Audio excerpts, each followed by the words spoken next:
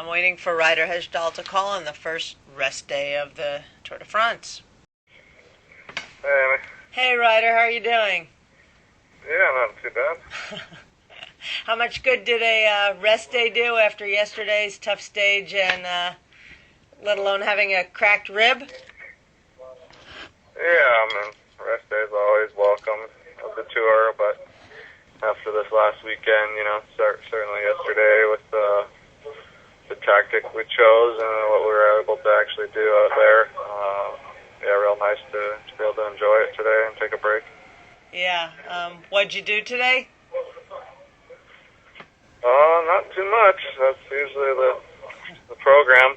Get up, have a good breakfast, do a nice ride. We did a great ride, nice roads around the area, and then just good lunch, good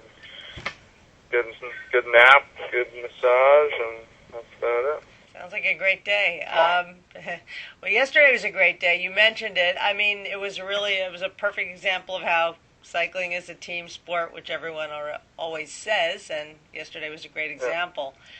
Talk about the team plan and how things unfolded and how it was capped off with Dan's stage win. Yeah, that was,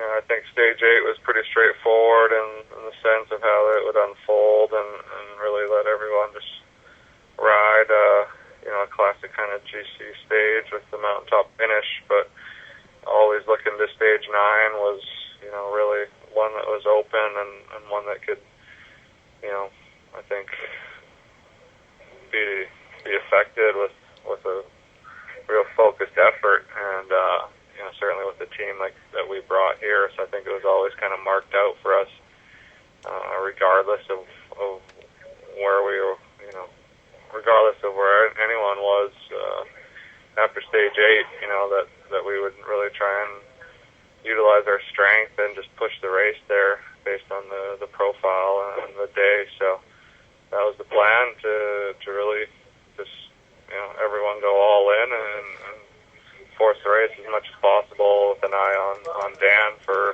the finale. He's just shown he's in top form and been that way all season. So it was a perfect scenario, and I think we executed exactly how we set out to do. And just amazing that Dan, at the end of all that, there's so much can happen in a bike race, and things can go certain ways, and for it to unfold and pull it off at the end like that, you just can't ask for anything more than that. So definitely a real big day for the team. Yeah. Now, how are you will you be able to help him going forward, both working for him and in the mountains, and also just with their experience and knowledge about Grand Tours and the Tour de France? He's in 8th place overall, so he's in a nice position. Yeah, exactly. We have to see how the race unfolds. We brought a team here. I think we showed yesterday. We have a lot of guys capable of riding the GC, but not necessarily, focus on the GC 100% in the sense of, can we do more exciting things in the race, produce stage wins, and stuff like that. Right now Dan's position overall is a product of that and his consistent riding. So, the day's plan will be drawn up each day, but I think, we have enough riders here that we can look to do other things in the race as well as protect that position and work on that if that continues to be an option. So, we came in with a kind of a broad approach to the race in that respect, and I think we'll definitely be looking for more opportunities to make our mark in the race and chasing stage wins and that sort of thing. And how about Andrew Talansky? He's in his first tour and he's shown his strength. Remembering back when you were in your first tour, what kind of advice have you been able to give him, and what have you seen from him? He's obviously a big talent, and he's 24 years old, so he's already done the Vuelta 2 times, so he has that experience. The tour is the the tour, but I mean, he's been racing for a while and he knows what to do. And you know, if guys ask me for advice, I give it to him, but I don't really need to, be telling people what to do. It's, you know, you don't get to the tour without knowing how to do your job, and it's just great to see guys, for the first time, definitely enjoying it and accomplishing a lifelong dream, really, once they set out as a professional cyclist. So how are your ribs feeling a week after the crash, or a little over a week after the crash? I mean, you looked strong yesterday in the mountains, so how do you feel? Yeah, I mean, it's hard to say. I mean, it gets better and then it goes back a bit. I mean, it depends on the effort of the day. Like, they were better before this weekend.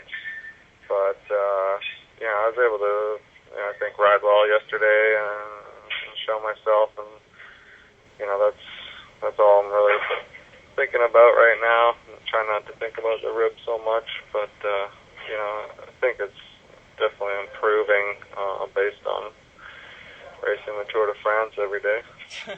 Yeah, I mean, you do have a couple of flat stages and then a time trial where I'm guessing you don't have to give it your go 100%. I mean, is that an opportunity for the ribs to even get better and better, hopefully, before you go into the mountains again?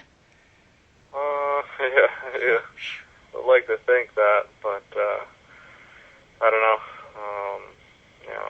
We'll just see how it goes. I mean, today's probably the best situation for it, definitely, and hopefully tomorrow's not too hectic.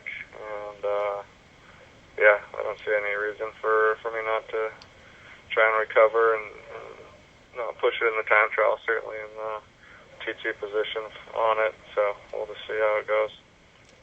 So Christian Vandevelde had to abandon after a couple crashes. I mean, how does losing such an experienced tour rider affect Team Garmin?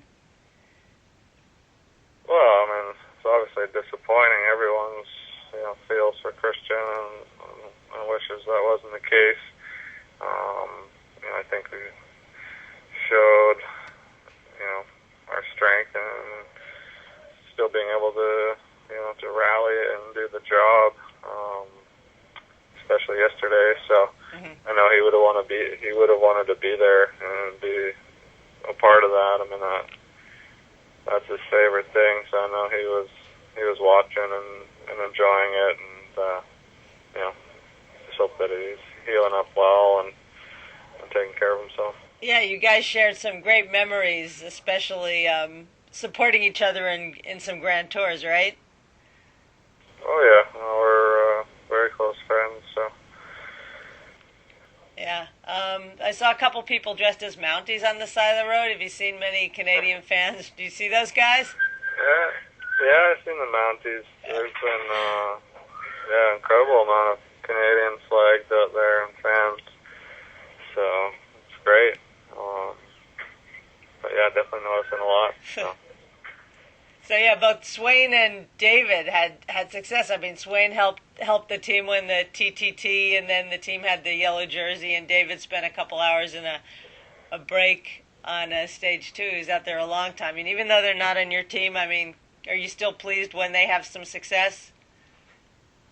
Oh yeah, I mean, they're great guys. They deserve to be here, and have shown that already. So I mean, it's just great for Canadian cycling. I think it just reflects the situation and the level that it's at. So hope for more of that to come.